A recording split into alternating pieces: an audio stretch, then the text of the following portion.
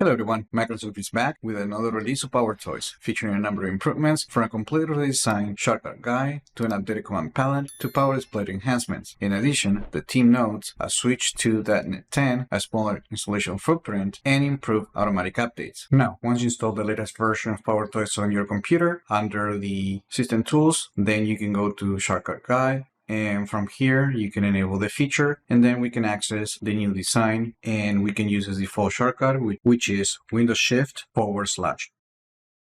And here you can access all the shortcuts. But what's interesting is that the feature now adapts to the application that you're using. For example, now if we switch to, let's say, Microsoft Edge, and we open the shortcuts guide one more time, you're going to notice that now we have the shortcuts for Microsoft Edge. Let's do this for File Explorer.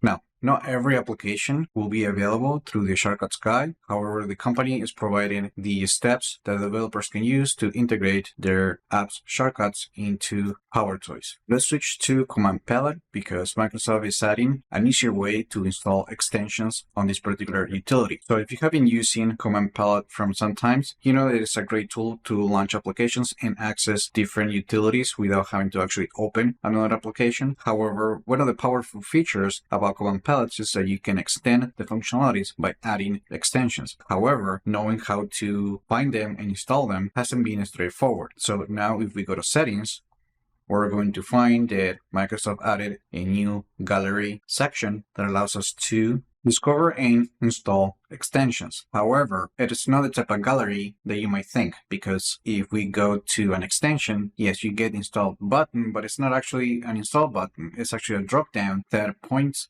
to the application where to get the extension. It is still easier to find the extension, but not to install it. From here, we have to choose where we want to install it from, and then you can install the extension.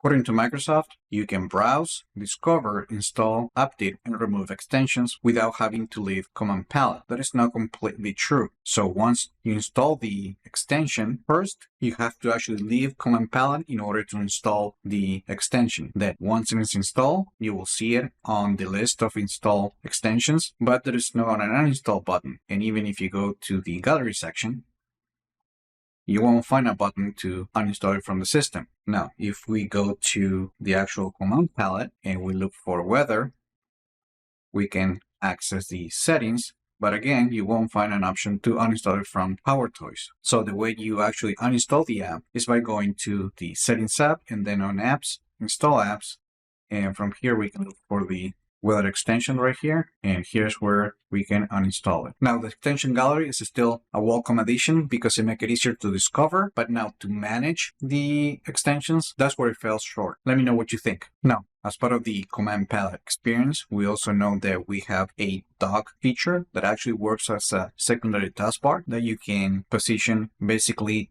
anywhere on the screen. And what's new in this new version of PowerToys is that the dock now supports multiple monitors, which means that each monitor can have its own dock with different configurations. I don't have a multi-monitor setup for this particular case. However, you can see the settings right here where you can choose where to pin that dock and you can set specific settings. The company also notes that the performance monitor extension now includes a battery widget that shows battery levels, charging details, and estimating time remaining. Even further, this version of PowerToys adds support for pinning individual metrics including processor, memory, graphics, network, and battery information directly into the dock. As part of this update, Microsoft is also releasing improvements for Power Display, Zoom In, and the platform itself. For example, Power Display, the utility that lets you control the monitor brightness and hardware settings directly from Windows and without having to reach into the monitor, now starts faster, detects monitor more quickly, and preserves settings more consistently. The update also introduces a new max compatibility mode designed to improve support for wider range monitors. In the case of Zoom In, the utility now supports webcam overlay while recording, and you can append multiple clips with transitions. And finally, PowerToys now runs on .NET 10, reduces its installation footprint by 15%, and offers more reliable automatic updates. And that's it.